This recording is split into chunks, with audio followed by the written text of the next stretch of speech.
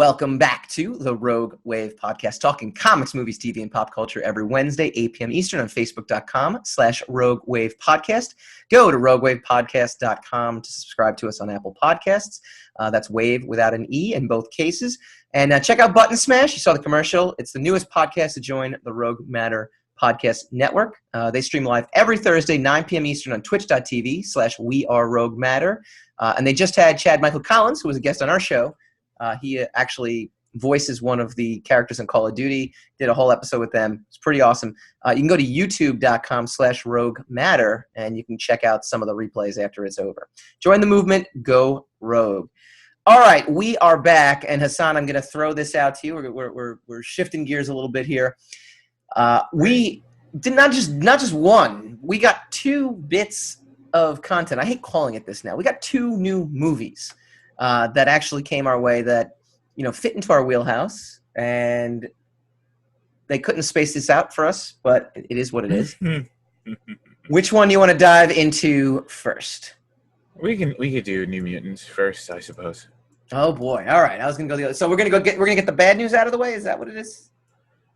Ooh. Oh, you spoilers. Spoiler. All right. I was trying to be a little more discreet about it, but yeah. Here's the funny thing. I'm going to be not a Debbie Downer on either of these two movies. But I want to get your take. We were talking off air about New Mutants. Now, first of all, just to give everyone a little history on New Mutants, this movie was supposed to come out in 2016. Then it got delayed because it needed to have some reshoots or not reshoots, depending on who you listen to or read.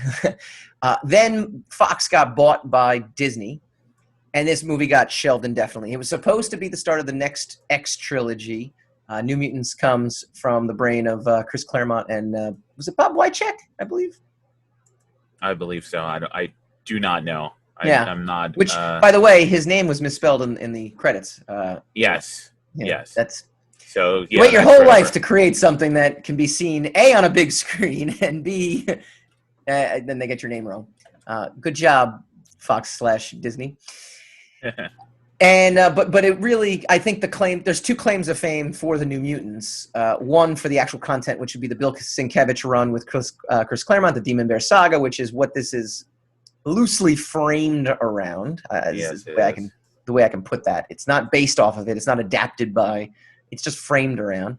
And then the other thing was introducing the world to Rob Liefeld, who jumped onto New Mutants at the tail end of the series when he introduced Cable, he introduced Deadpool. He took characters like Cannonball and kind of gave him new looks. Roberto, Sunspot. He gave these just before it got spun off into X-Force. Correct. So he kind of took the New Mutants, which was the lowest selling X title at the time, and turned it into like the biggest. That being said, this movie has nothing to do with Liefeld's run. I just wanted to kind of give you a little history. Again, it kind of focuses on the early years. Cannonball, Sam Guthrie, to me, is one of my favorite X characters. I always loved it when they actually kind of took him out of X-Force and graduated him to X-Men, because I always thought he should have been an X-Man at some point. He seemed to be the character that just kind of grew the most. I like what Hickman's doing with him now in the New Mutants book that they have out there as well too, where I guess he's off to space. He married someone out, although he was always a Boom Boom in the comics, so I'm not sure what happened with that romance. But this particular film, though, again, well, that was in the second iteration of it. Yeah, the original iteration, he was chasing Magic around, Ilana right. around. I mean, they were all bouncing around from character to character, with the exception of Renee or Rain and Doug Cypher, who the poor Doug Cypher, the only mutant in entire Marvel history to ever die and stay dead for the most part. No, he's alive now. No, he's alive. He's been alive for years now. In the reiteration. Right.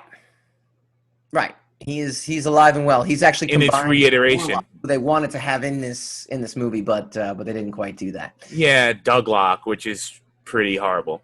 Well, they don't call him that anymore. And actually, they also kill off Warlock. Hickman right now has made him one of the pivotal characters because of his ability to translate. I guess he can talk to any kind of creature and decipher any kind of language. and that's his mutant ability. Which again, in that was battle, his is the original worst mutant thing you power. can possibly have, because you might as well not have any mutant powers. What I mean is the original run, the original run of the New Mutants, all the way up until it stopped and became X-Force. Right. He had been dead and stayed dead. Yes. No, he was gone. Warlock was gone. They killed him in the Extinction Agenda. He died in the Extinction Agenda. Yeah. Essentially, what we're doing here, if anyone doesn't realize, is we are stalling as much to talk about all the good for New Mutants. That's not actually in the movie. But here's my take on the movie. Right. It was created by Chris Claremont and Bob McLeod. Oh, Bob McLeod. Okay, that's it.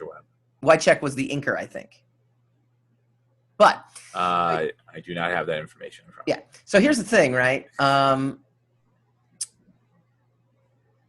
I think I went into this because it was so maligned, and then I read reviews about it. I mean, The Beat gave it like 4 out of 10. The Post, the New York Post, is the hometown paper that I read. They really lambasted it. They did not give it a very high mark whatsoever. I went in with Van Helsing expectations. Van Helsing is the famous Hugh Jackman movie that was so critically panned that when I finally got around to watching it, I was like, this is pretty good. It's like, it wasn't that bad, because my expectations were lowered so much. My expectations were lowered because of the stop, start. We're going to put this on the movie calendar. We're finally going to see it in April, and then COVID hits, and we don't know what's going to happen. And then it gets pushed into August, and you go, well, that's not going to really happen. But hey, it did. It actually happened, and we got to see it. So because of all this, I kind of sat there going, I was waiting for a movie to be really bad. It wasn't good, but it wasn't bad. It was one of those things where if you just didn't make it part of the X-Men universe, and they kind of didn't as much as they could, they did mention the X-Men once and how they want to be X-Men, and just made it a horror movie instead of kind of flirting with being a horror movie, I think it would have been a lot more effective.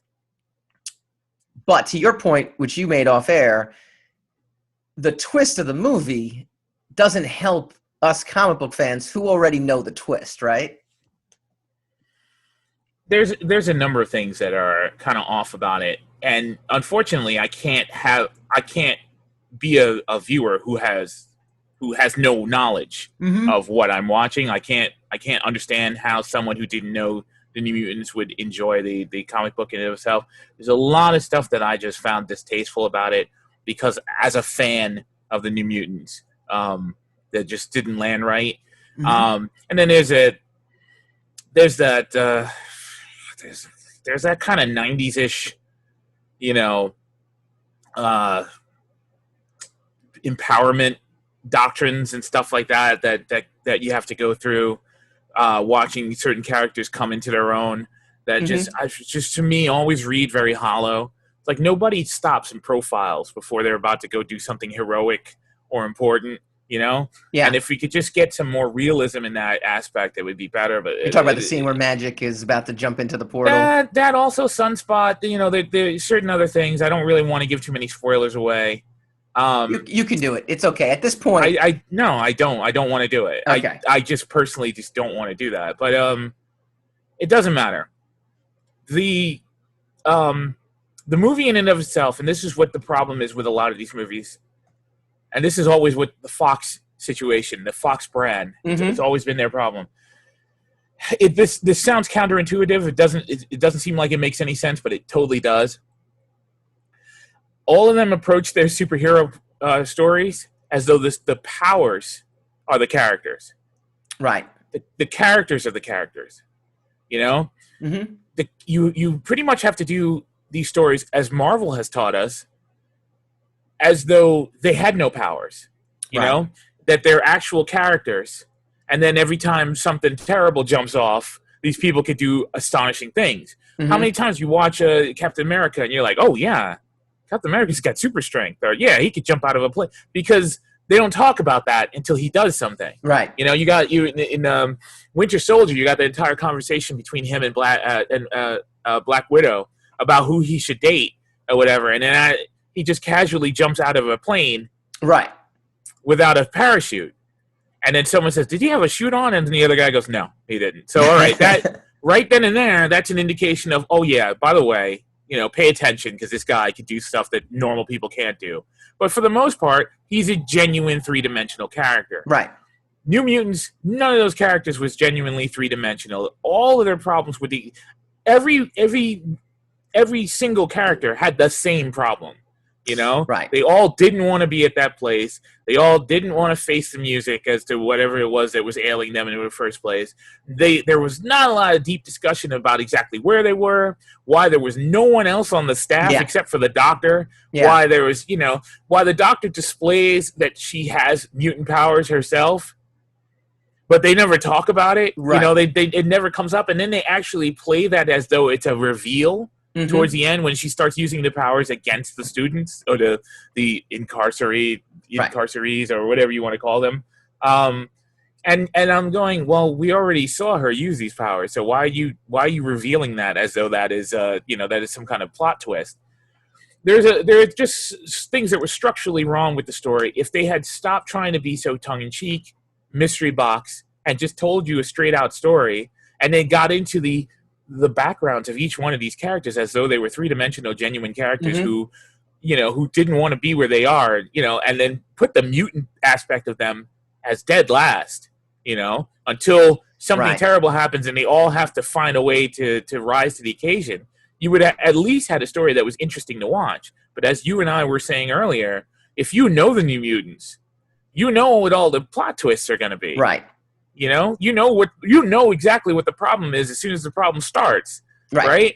You know what these characters, there's a sequence where Danielle's running around and there's a wolf running after her, and she kind of takes notice of the wolf, right? But then, first of all, that's a wolf, it's not a casual thing. Second of all, okay, 5 minutes later, you see Maisie Williams and she's talking to her, right? And everybody who's with the material, the source material, like it's almost as if they're expecting a pat on the back for just visually putting characters you grew up reading on screen. Which was my original complaint about the first X-Men, Bryan Singer's X-Men. Like they the fact that they actually all these characters on celluloid, in a movie context, that they didn't really care whether the story made any sense or not. It doesn't make sense to me because but the difference between 2020 years ago and now, and this is why it makes it worse for New Mutants. Well, not for me. I'm just talking. I'm just talking in general. No. And I'm just saying it makes it worse for New Mutants is because we now, look, in 2000 you did deserve a pat on the back just for getting the look of Wolverine right on screen. Okay, you actually did. Because that never, you just didn't have that kind of. I didn't care. I was like, no, just give me a decent story. Stop with the. No, I agree. But my point being is that 20 years ago, just getting the X-Men on screen was an accomplishment. 20 years now, how you feel. 20 years later now, you have the entire Marvel universe on screen. You don't get points for just putting stuff up there. I know. I disagree with you. Anyway, it doesn't matter. What's astonishing to me is if you do it in a manner that is surprising to the fans. Yeah. If you do the source material in a manner that's surprising to the fans while staying faithful, you will accomplish both surprising the fans and brand new viewers. But there's an immediate conceit that the people who are familiar with the source material, the inherited audience of this, they're going to be the smallest percentage of our audience. Right. So we have to make this appeal to the non-fans, right? But if you just find a clever way of doing it, you could appeal to both people. Because I'll go and manages to do that, which is a character that spun out of the original New Mutants comics. So Deadpool, my original fear for Deadpool was that it stuck too close to the comics and too close to what the smaller fandom at large kind of expecting, but they managed to do it in a way of what you're describing, Yeah. So, all right, let's round it off, Hassan. Yay, nay, or meh for New Mutants? It was a meh. It wasn't a terrible movie. It wasn't horrible. I could have not seen it. Right. I came out of it with the same attitude as I had when I went into it. Yeah. Didn't move the needle too much. I will say this. I like the chemistry that those actors had together. I like the chemistry that the characters displayed together. It's a shame. You can chalk that up to acting, though. You know, yeah, like yeah. Of because course, the dialogue, of course. I do. I'm the just saying. dialogue did not serve them at all, especially when you know, I don't understand that aspect of when you get to a point where someone has to do something heroic, or you know, when you have that character building moment, and then they all have to start profiling and you know, cracking wise and being obnoxious all of a sudden. I don't understand that. That's a moment for everybody because the audience, hopefully, the audience has rarely has any kind of context to relate to being attacked by a giant demon bear, right? So you gotta be funny. The audience wants funny, Hassan. We need funny to be is fine. Funny is fine. Obnoxious is not. I'm saying that tongue in cheek. Taking that's I'm pretending to be a studio executive. They want funny. Audiences want funny.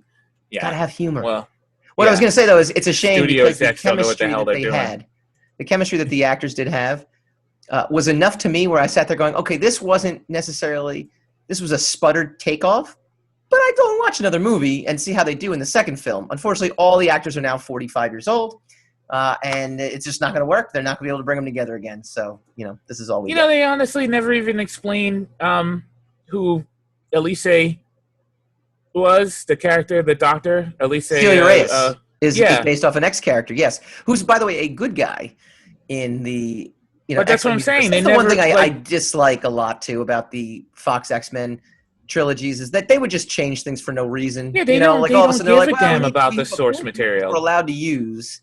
So we need someone who's going to be a bad doctor. So we're going to take someone who in the comics is nothing but a good doctor who's a healer, and we're going to stick her as this, like, you know, because they've never given a damn about the source material. The source material is just fodder so that they can make their high budget movie. You know, and whatever. Yep. Well, all right. As long as the character isn't Wolverine. Comment on the Facebook feed. We also are on youtube.com/Rogue Matter, so comment in that Facebook feed, in that comment feed as well too. We'll get back to you again, whether you're listening to us live or you are listening to us in podcast form. You can jump on and we will respond. Let us know what you thought. New Mutants, yay, nay, or meh? Are you just excited that it existed and it was real, as opposed to a figment of everyone's imagination for the past 4 years? Let us know. We would love to hear from you. All right, when we come back, Bill and Ted face the music.